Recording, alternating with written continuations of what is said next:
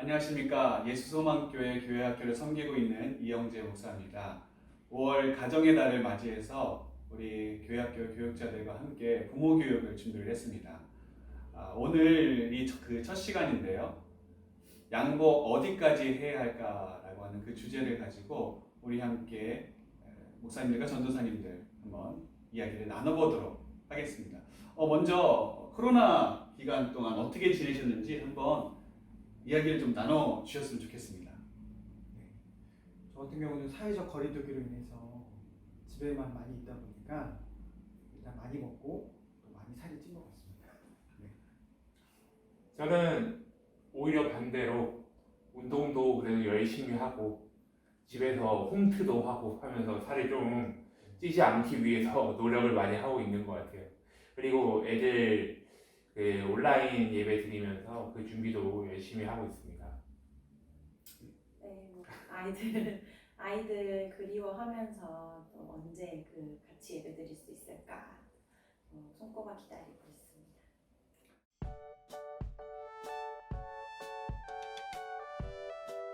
오늘 우리가 나눠볼 주제는 양보입니다. 양보 어디까지 해야 할까? 우리 목사님들은 양보에 대해서 어떻게 생각하시는지 한번 이야기를 나눠주셨으면 좋겠습니다.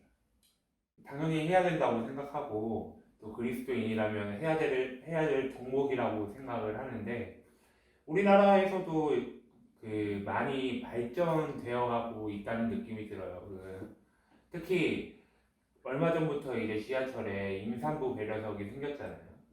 또 잘 보이도록 핑크색으로 이렇게 만들어놨는데 예전에 없었던 그런 양보의 가치가 점점 늘어나고 있다 그렇게 생각이 듭니다.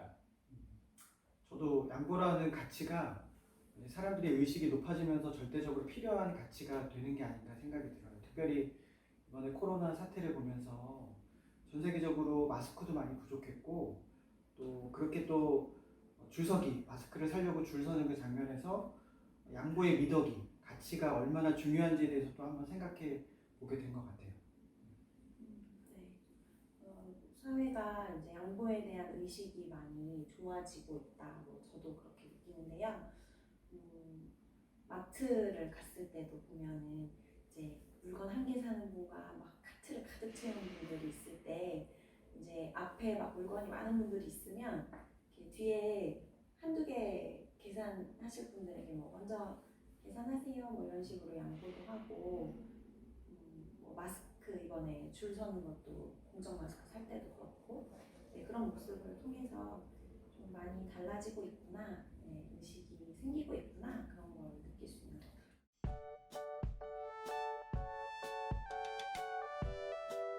그러면 우리 실생활에서 우리 목사님들이 양보를 경험해 보신 그 내용들을 좀 나눠 주셨으면 좋을 것 같은데요. 어떻게 이제 양보가 말은 쉬운데 실제 나의 이야기라고 다가오게 되면 참 양보하기 쉽지 않은 게 사실이죠. 양보를 어디까지 해보셨나요?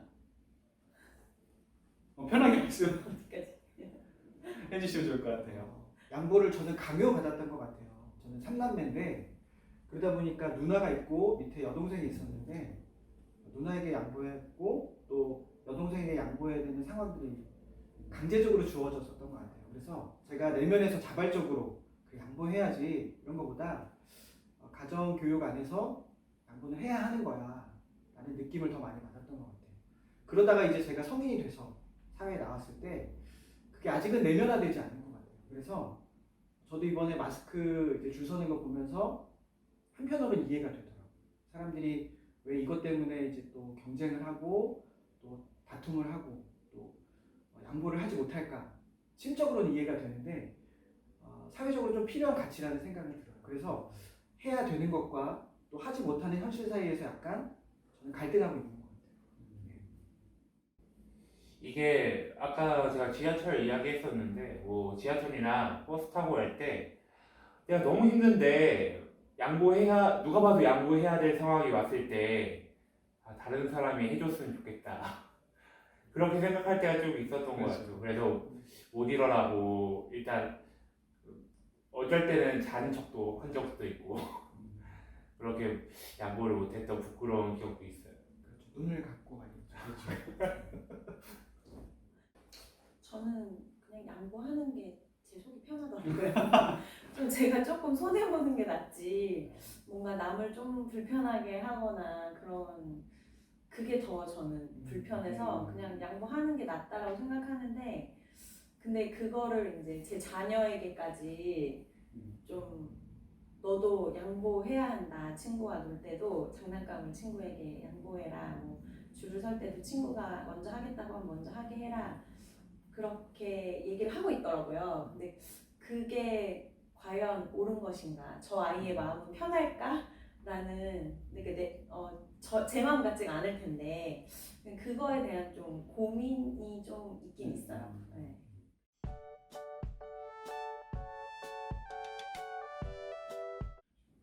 우리가 그 양보에 대해서 지금 이야기하고 있는데 아까도 말씀드렸지만 양보가 쉽고 양보하는 게 아무 문제가 없으면 이런 이야기를 우리가 할 필요도 없죠. 근데 양보라고 하는 게 참 우리 삶의 현실에서 어려운 것이 사실입니다.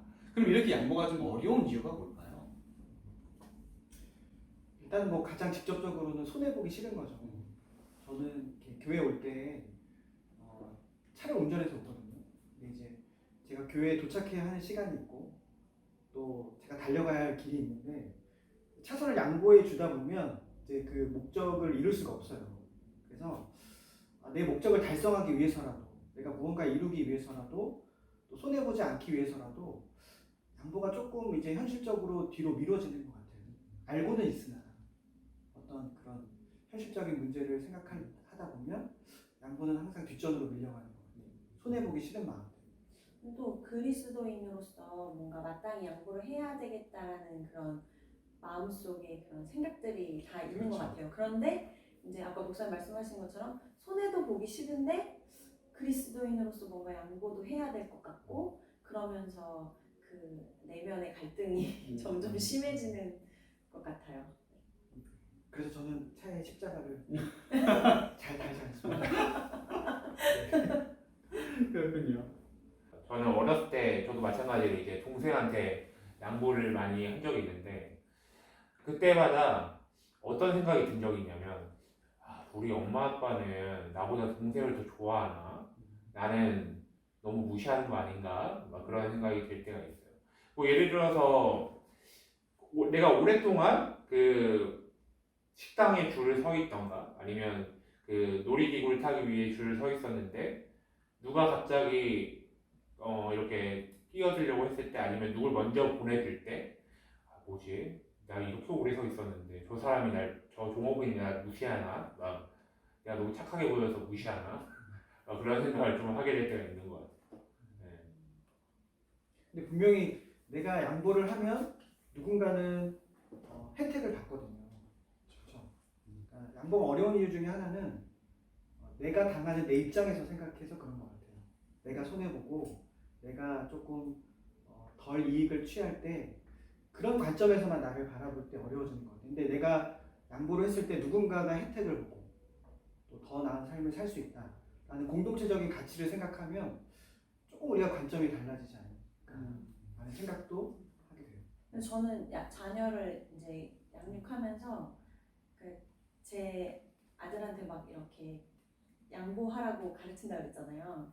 그러면서 오는 아주 부정적인 일들이 있었어요. 그러니까 미끄럼틀을 탈 때 막 어린 동생들을 막 먼저 타려고 하고 막 밀친단 말이에요. 그럴 때 제가 막 동생 먼저 타라고 해. 넌 좀 한 번 더 기다리자. 뭐 이렇게 계속 몇 번을 그런 식으로 양보를 하도록 장난감 갖고 놀 때도 그렇고 그렇게 했더니 아이가 그냥 아예 포기를 해버리더라고요. 그냥 안 탈래. 안 가지고 놀래. 뭐 이런 식으로.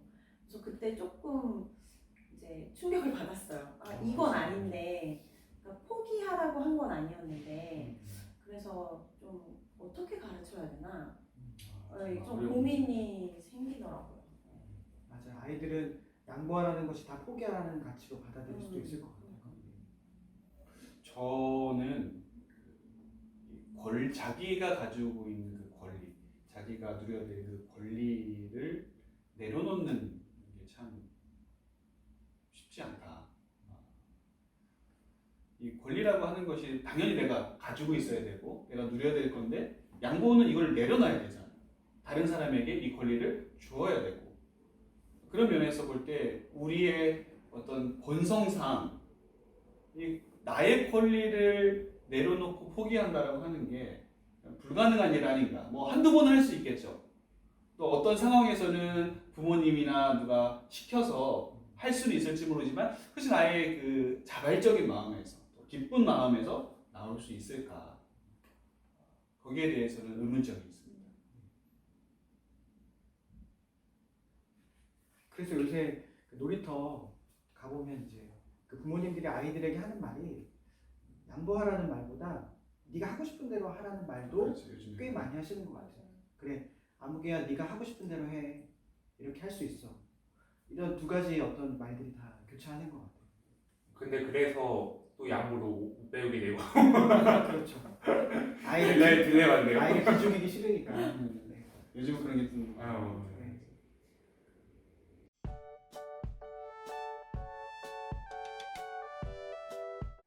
자, 그럼 이 양보에 대해서 성경은 뭐라고 이야기하고 있는지 우리 성경의 사례를 가지고 한번 이야기를 나눠봤으면 좋을 것 같아요. 성경에서는 양보에 대해서 뭐라고 이야기하고 있을까요? 성경에서도 양보가 어려운 사례들이 꽤 많은 것 같아요. 왜냐면 인간사의 이야기를 담고 있기 때문에 초대교회 공동체에 보면 자기가 가진 권리를 이렇게 남에게 양도하는 것, 또 베푸는 거에 대해서 갈등이 있었던 것 같거든요. 초대교회 공동체에서 또 과부를 구제하는 문제, 사도행전에 보면 그 문제 때문에 공동체 안에서 그 교회 안에서 갈등이 있었던 것 우리가 볼 수 있습니다.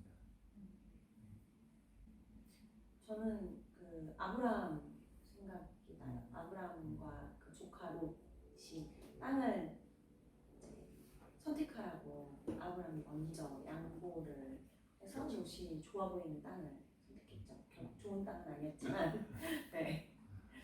아브라함 이야기하니까 그렇게 한 번 양보한 데서 끝나는 게 아니라 거듭 계속해서 양보한 사람이 떠올라요. 누구냐면 바로 이삭.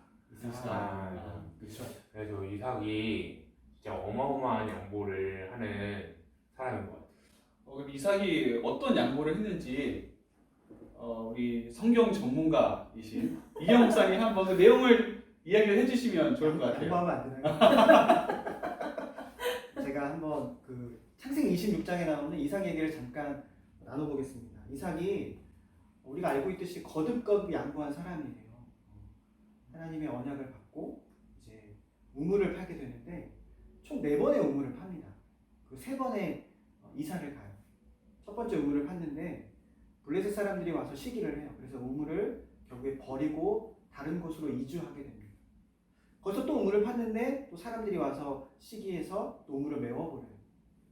그러기를 반복해서 3번이나 옮겨 다니죠. 그래서 이삭은 마지막까지 이제 옮긴 그 장소에서 마지막 장소가 이제 그 우물의 이름이 르호봇인데 장소가 넓다라는 뜻이에요. 넓다. 그러니까 하나님이 옮기고 옮겼더니 넓은 장소를 주셨다는 의미거든요.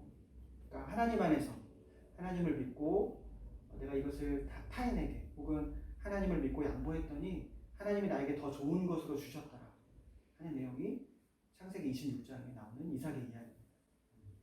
목사님, 그 당시 우물이라고 하는 게 굉장히 큰 의미를 가지고 있지 않았습니까? 네. 그 우물은 당시 이제 그 유목민이었기 때문에 족장 시대의 문화였기 때문에 우물이라고 하는 것은 단순히 물을 마신다는 의미가 아니라 생존의 의미였어요. 또 이삭이 혼자 다닌 게 아니라 여러 이제 무리들을 거느리고 다녔거든요. 근데 그 사막 지역에서 또 황폐한 지역에서 우물이 없다는 것은 곧 우리가 죽을 수도 있다는 의미입니다. 그래서 내가 우물을 양보한다는 의미는 나의 생명을 나눈다는 의미로 볼 수도 있는 거예요.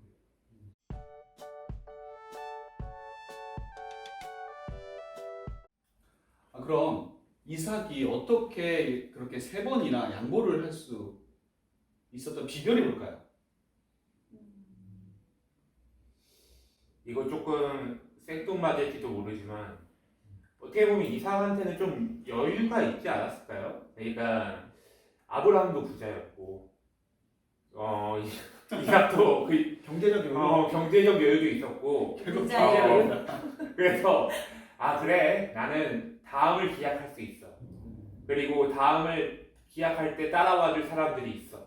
뭐 같이 우물을 파줄 사람들이 있어. 이런 좀 마음의 여유가 이런 선택을 할 수 있게 만들지 않았을까. 진짜 당장 먹을 물이 없는데 그 양보하는 것은 쉽지는 않을 거야. 어쨌든 조금은 여유가 있지 않았을까. 여유가 있었을 거예요. 그런 엉뚱한 생각도 좀 해봤습니다.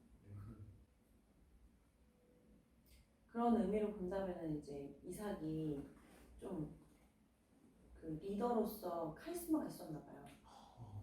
그 우물을 혼자 자기가 파진 않잖아요. 누군가를 시키는데 그게 제가 그때 책에서 보기는 우물 파려면 몇 년이 걸린다고 하더라고요. 되게 깊이 파야 돼서. 근데 그 일하는 사람들이 그 이삭의 말에 순종해서 그 우물을 파면서 계속 여러 번 할 수 있다는 건 그만큼 이삭이 그 거느리는 사람들에게도 굉장히 신뢰를 얻고 믿음을 주는 되게 좋은 리더. 목사님들 때문에 군대에서 땅 안 파보시면 맞습니다. 제가 저 보기를 갔다 와가지고 땅을 안 파봤는데 그 양보가 그런 같이 거느리는 사람들에게도 다 이렇게 흘러가 있었나 봐요.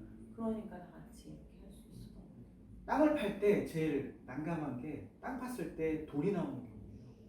흙이 나오지 않고 물이 나오지 않고. 그러니까 이삭이 거듭거듭 땅을 팔 때 물이 나올 것이다라는 어느 정도의 믿음이 있지 않았을까 저는 생각도 들어요. 물론 그게 막연한 믿음 또 조그만 믿음일 수도 있지만 옮겨 다닐 때마다 내가 땅을 파면 하나님이 나를 도와주실 것이다. 그런 어떠한 믿음이 있지 않았을까 그런 생각이 좀 들어요. 그러니까 그 믿음이 아버지 아브라함으로부터 이렇게 흘러내려온 믿음 같아요. 그리고 아브라함이 또 막 조카 롯에게 양봉을 보지 못했군요. 보지 못했지만 들었고, 네, 들었을 거고, 그리고 아버지의 그런 모습을 본받아서 또 그런 마음이 생기지 않았을까. 저는 군대에서 제가 소대장을 했기 때문에 제가 직접 땅을 파진 않았지만 땅 파는 걸 지시해 본 적이 있거든요. 이삭이 씨. 근데 이게 굉장히 어려운 게 팠어요. 파는데 잘못 팠어. 그러면 이게 그 리더십이 굉장히 흔들리거든요. 이삭도 쉽지 않았을 거예요. 팠는데 물이 나왔어요. 다행히. 그런데 다음으로 이동해야 될 때 이것이 한 번, 두 번에 그치는 것이 아니라 3번 계속된다고 한다면 이거는 잘못하면 이삭의 리더십, 족장으로서의 리더십이 흔들릴 수밖에 없는 그런 어려움이 있지 않았을까. 그럼에도 불구하고 이삭이 그렇게 3번이나 양보할 수 있었던 것은 저는 삶의 가치를 어디에 두고 살아가느냐 그것에 따라서 좀 달라지는 것 같아요. 그래서 나의 삶의 가치를 어디에 두고 살아가느냐에 따라서 다른 사람이 볼 때는 아주 정말 크고 어떻게 저런 비싸고 좋은 것을 양보할 수 있을까 생각하지만 이삭이 우물에 자신의 삶의 가치를 뒀다라고 한다면 그렇게 양보 못하겠죠. 하지만 저는 그 말씀을 묵상할 때 이삭이 우물이라고 하는 것에 가치를 두기보다는 하나님이라고 하는 그 무형의 가치 또 신앙의 유산 그것에 더 삶의 가치를 두지 않았을까 그런 생각을 한번 해보게 됩니다. 저는 이삭이 부자였다고 이야기했는데 다르게 이야기하죠.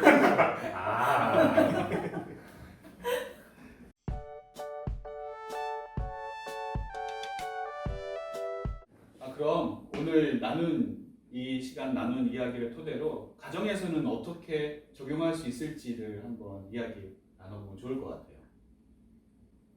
오늘 이런 이야기 나눈 뭐 아브라함이나 아니면 이삭이나 아니면 초대교회의 그 사람들 이야기를 아이들에게 좀 많이 들려주면서 성경에는 이런 사람들이 이렇게 양보를 했고 그리고 하나님께서 이런 양보를 통해서 또 그 사람들에게 또 좋은 것도 주시고 좋은 말씀도 해주셨다. 그렇게 아이들한테 계속 성경 이야기를 해주는 것도 굉장히 중요한 것 같아요. 특히 이제 우리 중고등학생들은 조금 부모님 말씀을 그렇게 들으려고 하진 않겠지만 귀를 닫죠. 특히 어린아이들일수록 조금 부모님께서 성경 이야기를 잘 해주시는 게 좋을 것 같아요.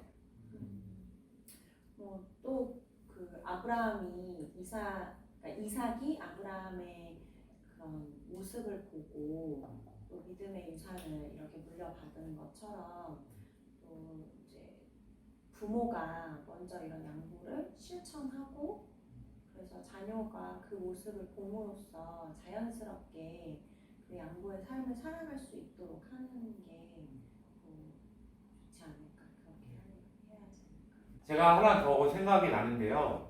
어쨌든 우리 사회가 경쟁 사회니까 이 사회 속에서 살아가는 이론으로서 어떻게 행동해야 될지 고민하면서 좀 더 고민해봐야 될 것 같긴 해요.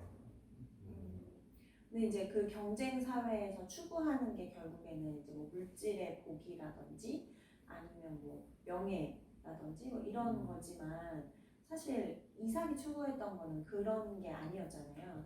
그러니까 뭐 우물을 통해서 많은 부를 얻고 그런 게 아니라 정말 그 믿음의 가치를 알고 있었기 때문에 그것을 쫓아 살아갔잖아요.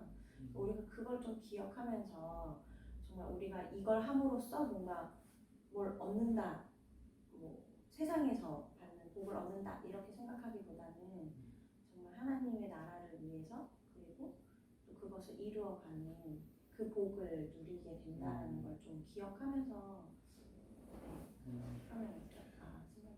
지금 목사님께서 이야기하시니까 예수님께서 말씀하신 팔복에 대한 내용이 떠오릅니다. 예수님께서 마태복음 5장 9절에 그런 말씀을 하셨어요. 허평케 하는 자는 복이 있나니 너희가 하나님의 아들이라 일컬음을 얻을 것이니라.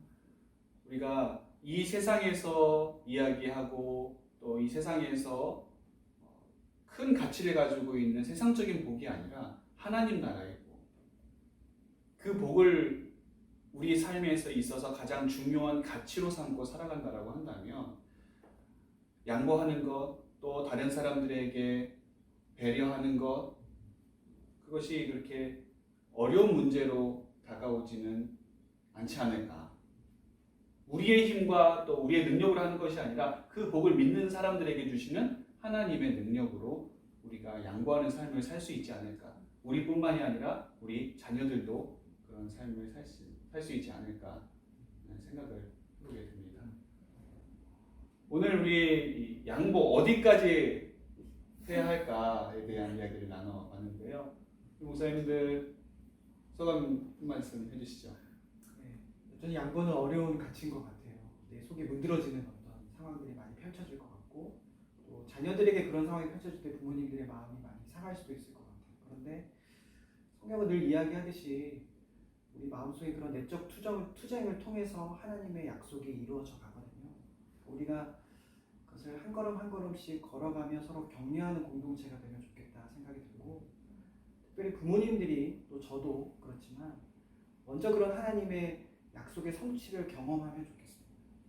우리도 아직 경험하지 못했기 때문에 양보가 아직 굉장히 어려운 가치로만 남아있는데 내가 먼저 경험하고 씨름하고 또 기도하면 좋을 것 같아요.